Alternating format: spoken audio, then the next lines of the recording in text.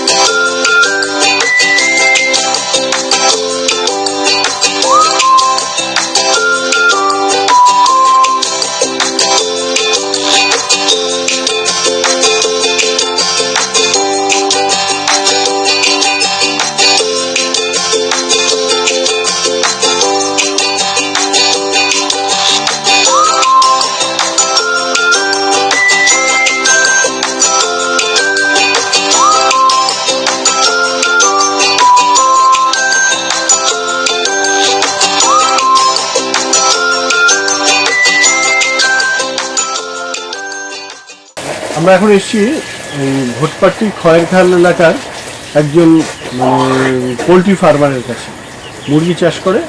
সেই মুরগি চাষে ব্রয়লার ফার্মে এসেছি। এখন আপনার নাম? আমার নাম শ্রী অভিজিৎ রায়। তা উনি কীভাবে এই মুরগির চাষটা করবে, যেহেতু আর অভিজ্ঞতাটা কম, সেহেতু উনি কী করে মুরগির চাষটা করবে সেই সম্বন্ধে ওনাকে কিছু আমি টিপস দিয়েছি। যেমন প্রথম মুরগির বাচ্চা যখন আসলো, চিক্স যেটা, সেই আসার পরে মুরগিটাকে প্রথমে ঘরে রাখবে। রাখার পরে ঘরের টেম্পারেচারের সঙ্গে অ্যাডজাস্ট হওয়ার পর, মানে বাইরের তাপমাত্রা যেটা থাকে সেই তাপমাত্রা থেকে ঘরের তাপমাত্রায় এটা অ্যাডজাস্ট হওয়ার পর এবং মুরগির বাচ্চাটাকে আস্তে আস্তে কোনো চিনি হোক, গ্লুকোজ হোক বা ইলেকট্রল হোক বা সেসব ছাড়াও পার লিটারে 5 ml করে মধু গুলে সেই মধুর জল দিয়ে মুরগির বাচ্চাগুলোকে ছেড়ে দিতে হবে। এবার ওই মুরগির বাচ্চাগুলো প্রাথমিক অবস্থায় ওই জলটা খাওয়ার পরে তারপরে খাবার দেওয়ার ব্যবস্থাটা করতে হবে। সেই খাবার দেওয়ার ব্যবস্থাটা যে করবে, সেই সময় খাবারের সাথে প্রতি কেজিতে 10 গ্রাম করে রিগেন মিশিয়ে খাবারটা দিতে শুরু করতে হবে। তার কারণটা হচ্ছে যে সব খাবারগুলো এখন আসছে সেই খাবারগুলো সব রাসায়নিক সার, কীটনাশক এইসব জিনিস দিয়ে উৎপাদন করা হয়। এবার সেই ইনগ্রেডিয়েন্টসগুলোর অম্লত্বের পরিমাণ খুব বেশি থাকে, যার জন্য এই ছোট ছোট বাচ্চাগুলো ওই অম্লত্বটাকে সহ্য করতে পারে না। রিগেন যখন মিশিয়ে দেওয়া হবে তাতে ওই খাবারের অম্লত্বটা নিউট্রাল হয়ে যাবে, মানে পিএইচ লেভেলটা নর্মাল হবে। পিএইচ লেভেলটা যখনই নর্মাল হবে তখন এটা হজম প্রক্রিয়ায় মুরগির শরীরে খুব দ্রুত হবে, হজম প্রক্রিয়া হবে। আর সঙ্গে সঙ্গে কোনো রকম রোগের ব্যাপারটা, যেমন পাতলা পায়খানা করা, ইনডাইজেশন হওয়া, এইসব ব্যাপারগুলো থাকবে না। এই প্রক্রিয়ায় সমস্ত খাবারটা মুরগির শরীরে ঠিকঠাক মতো ইউটিলাইজ হবে।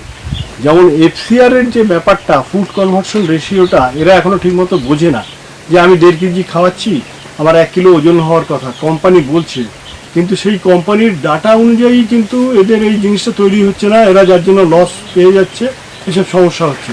সেক্ষেত্রে পিএইচ ফ্যাক্টরটা একটা দারুণ ব্যাপার। এই পিএইচ ফ্যাক্টরটাকে যদি কন্ট্রোল করে যখনই দেওয়া হবে তখন এই সমস্যাটাগুলো কেটে যাবে, মুরগির ঠিকঠাক মতো খাওয়ার হজম হবে। উপরন্তু আবার আলাদা করে কোনো অ্যান্টিবায়োটিক, তারপরে এই যে এখনকার পোলট্রিতে যেমন গাউট প্রবলেম, এই গাউট প্রবলেম কিন্তু নিউট্রিয়েন্ট ডেফিসিয়েন্সি থেকেই শুরু হয়। খাবারের যে খাদ্য গুণটা এটা ঠিকমতো পায় না বলে, হজম হয় না বলেই কিন্তু এই সমস্যাটা তৈরি হয়। এবার যে মুরগিটা দেখা যাচ্ছে যে খাবারটা খেয়ে 40 দিনে যেটা ওজন হচ্ছিল তার থেকে অনেক বেশি, প্রায় দেখা যাচ্ছে যে 30%-এর মতো ওয়েট গেইন করে যাবে, আবার সঙ্গে সঙ্গে 5 দিনের মতো সময়ও কম লেগে যাবে। যার জন্য চাষি তার ওই পরবর্তী পর্যায়ে লিটার মেনটেনেন্স বা ঘর রেস্ট দেওয়ার জন্য সময়টাও বেশি পেয়ে যাবে। আর সুস্বাদু মুরগি তৈরি হবে, সুন্দর চকচকে তৈরি হবে। যেটা বাইরের এখনকার মুরগি একটা লম্বা স্ট্রাকচার, তুললে ওজন করলে দেখা যাচ্ছে ফাঁপা।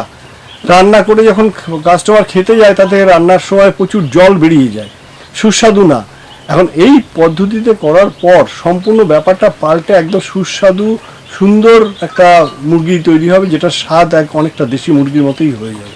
বাচ্চা আনার পর মানে ওদের যে খাবার দেওয়ার যে সিস্টেমটা, যে ব্যবস্থাটা কিভাবে দেওয়া উচিত যদি একটু বলেন। জলে ট্রেটা যখন দেবে বা খাবারের ট্রেটা দেবে, সেইগুলো মুরগির যা দাঁড়ানোর পরে যে পিঠের হাইটটা থাকে, সেই পিঠের হাইটে ওই খাবারের কানা আর জলের কাদাটা রেখে দিলে পরে খাবার ওয়েস্টেজ কম হবে, খাওয়ার মানে সঙ্গে সঙ্গে মুরগিগুলো ঠিকঠাক মতো খাবেও। কোনো খাবারের জায়গা বা জলের পাত্র যদি ঠিকমতো হাইটে না থাকে তাহলে মুরগি খাওয়ার জল ঠিকমতো খায় না, কিন্তু অসুবিধা হয়।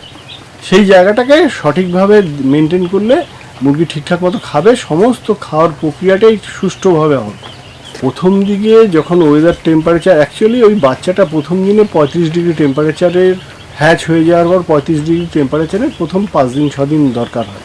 তারপরে যেই আস্তে আস্তে গায়ে লোম মানে পালক গজিয়ে যায়, তখন যা নর্মাল ওয়েদার থাকে সেই নর্মাল ওয়েদারেই অ্যাডজাস্টমেন্ট হয়ে যায়। একমাত্র যখন দেখা যায় শীতের সময় টেম্পারেচার 20 ডিগ্রির নিচে নেমে আসছে, তাতে পালক কম, তখনই লাইটের বেশি দরকার হয়।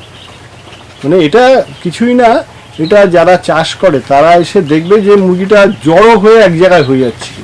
যদি ছড়িয়ে ছিটিয়ে থাকে তাহলে তাদের যে তাপমাত্রাটা আছে সেটা তাদের কাছে স্বাভাবিক, তাতে কোনো অসুবিধা হয় না।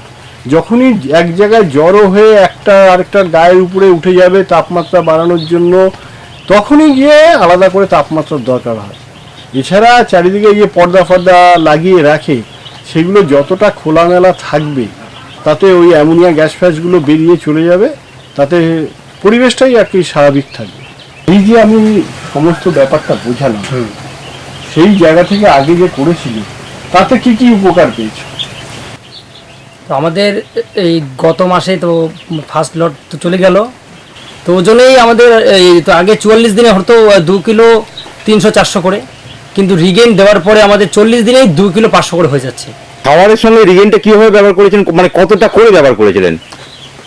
তো আমরা এই খাওয়ার সঙ্গে কেজি প্রতি 10 গ্রাম করে রিগেন তো দিয়েছি, তার ফলে আমাদের রেজাল্ট খুবই সুন্দর হয়েছিল। এমনিতে তো মুরগির পোলট্রিতে দেখা যায় যে অনেক এই মুরগির মরে যাওয়ার সমস্যা থাকে, আর লেগস থাকে। হ্যাঁ, সেক্ষেত্রে বা মুরগির বৃদ্ধিটা একটু কম হয়, সেক্ষেত্রে রিগেন ব্যবহার করার ফলে কি কোনো পরিবর্তন দেখেছিলেন? হ্যাঁ, আমরা দেখেছিলাম আমাদের গত লটে 10টা মুরগি ক্যাট হয়েছিল। হ্যাঁ, কতটা মুরগি ছিল? সেখানে আমাদের 1600 ছিল, তার মধ্যে 10-12টা ক্যাট তো ছিল। সেগুলোকে আমরা তো আলাদা জায়গায় উঠে রাখার পরে আমরা রিগেন সেখানে তো তো ইয়ে দিয়েছি, এবং শেষের দিকে সেগুলো আমাদের মোটামুটি ভালো ওজন হয়েছিল। যেই সুস্থ সবল যে মুরগিগুলো ছিল, মানে তাদের সঙ্গে পাল্লা দিয়ে তারাও মানে খুব মানে সুন্দর হয়েছিল, এবং ওজন তো সেম টু সেম হয়েছিল।